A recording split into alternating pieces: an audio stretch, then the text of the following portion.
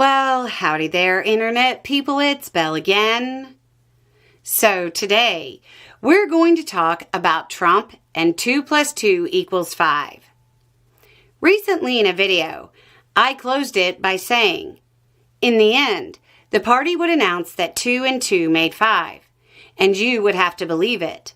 It was inevitable that they should make that claim sooner or later. The logic of their position demanded it. I didn't identify it in the video, but that's a quote from George Orwell's 1984. But it's one of the most powerful quotes.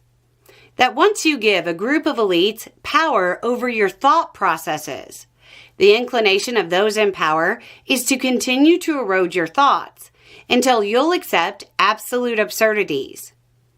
The logic of the elites demanded that they would push your obedience to the point where you rejected the fundamental rules of math. And those who had totally given over their thought to their betters would have to believe it. We see this all the time with Trump spouting nonsensical numbers and his base believing it wholeheartedly. But that gets written off as Trump just being Trump and exaggerating. But something interesting just happened. Dr. Oz, who is the current administrator for the Centers for Medicare and Medicaid Service, was talking about Trumpian math.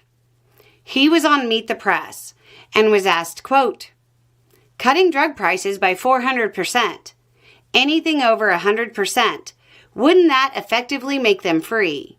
Is that a realistic goal from the president?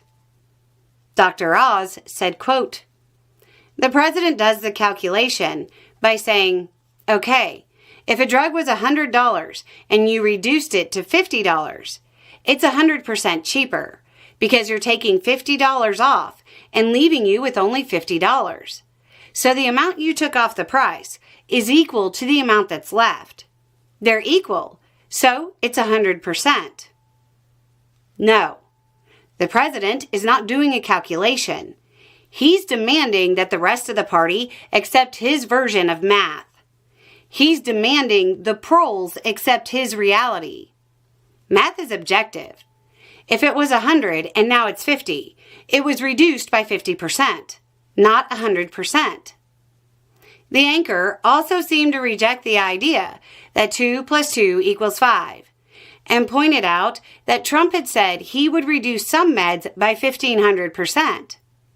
Oz said, quote, well, if you take a drug that is $200 or $240, like we did last week, and reduce it to $10, those are the numbers you're talking about.